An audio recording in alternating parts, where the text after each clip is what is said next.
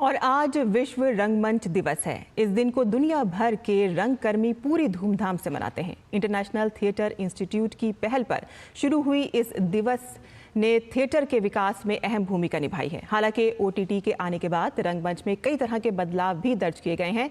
विश्व रंगमंच पर देखिए DD न्यूज़ की हमारी ये विशेष रिपोर्ट। न तज्ज्ञानां न तत्शिल्प न सा विद्या न सा कला नासो योगो न तत्कर्म नाट्यस्मिन् यन दृश्यते। आसान शब्दों में कहें तो दुनिया में ऐसा कोई भी ज्ञान, शिल्प, विद्या, कला, योग या फिर कर्म नहीं जो नाट्य में दिखाई न देता हो।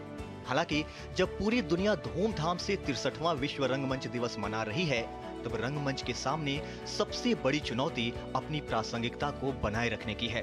डिजिटल युग के इस दौर में जहां घर बैठे लोग फिल्मों और वेब सीरीज का आनंद ले रहे हैं, वहीं दर्शकों की बदलती प्राथमिकता और टेक्नोलॉजी के प्रभाव ने थिएटर के सामने कई नई चुनौतियां खड़ी की हैं। चाहे हम लाख डिजिटल हो जाएं, जो ह्यूमन कनेक्शन है, साक्षात बातचीत करने का, साक्षात परफॉर्म करने का और परफॉर्मेंस देखने का, वो कभी पुराना नहीं होगा। दुनिया में रंग कर्म को बढ़ावा देने के लिए 27 मार्च 1961 को इंटरनेशनल थिएटर इंस्टीट्यूट द्वारा विश्व रंगमंच दिवस मनाने की शुरुआत की गई। साल 1962 में विश्व रंगमंच दिवस की पहली वर्षगांठ पर मशहूर नाटककार जीन कोक्ट्यू के संदेश ने थिएटर के लिए एक नया सबेरा लेकर आया।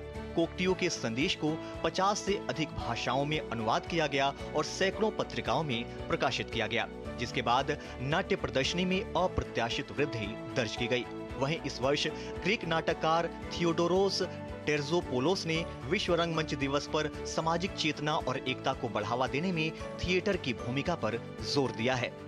लाइव एक्टर्स को अपने आंखों के सामने हंसते रोते हुए, कहानी को आगे बढ़ाते हुए और रस को बांटते हुए देखना पसंद करते हैं। वो आते रहे हैं, आते रहेंगे, जिस वजह से रंगकर्म, रंगमंच जीवित था और जीवित रहेगा। भरत मुनि के समुद्र मंथन से लेकर भिखारी ठाकुर के विदेशिया तक भारत की नाट्य विरासत 2000 साल से भी अधिक पुरानी है। नाट्य शास्त्र की रचना के बाद कालिदास, भवभूति और शूद्रक जैसे नाटककारों ने इस कला को नई ऊंचाइयों तक पहुंचाने में अहम भूमिका निभाई।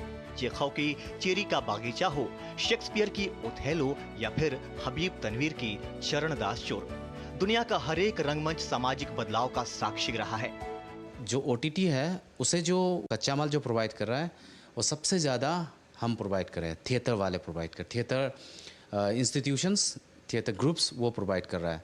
तो आगे भी जितना भी रेवोल्यूशन आएगा परफॉर्मेंस के तौर पे या फिर जितना भी डिजिटल मीडिया, फिल्म है, उसमें थिएटर हमेशा रहेगा। अर्धचंद्रकार वाले पथरीले सतह से शुरू होकर प्रोसेनियम थिएटर तक रंगमंच ने सभ्यता के साथ साथ खुद को भी बदला है। रेडियो, टेलीविजन और फिर इंटरनेट।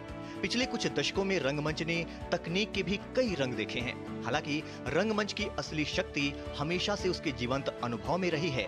भरत मुनि ने भी नाट्य शास्त्र में कहा है, नाटक केवल मनोरंजन नहीं, जीवन का रूपांतरण है। अभिनेता टेरेंस मान के अनुसार फिल्में आपको प्रसिद्ध बनाती हैं, टेलीविजन आपको अमीर बनाता है, लेकिन रंगमंच आपको एक बेहतर इंसान बनने में मदद करता है। OTT के दौर में भी रंगमंच के प्रति लोगों के आकर्षण से साफ है कि लोगों के लिए रंगमंच महज मनोरंजन का जरिया नहीं, बल्कि जीवन शैली का एक अभिन्न हिस्सा है, जिसे वे बेहद गंभीरता से आत्मसात करते हैं। दिल्ली से कैमरा पर्सन अरमान खान के साथ मैं सचिन मिश्रा, DD न्यूज़।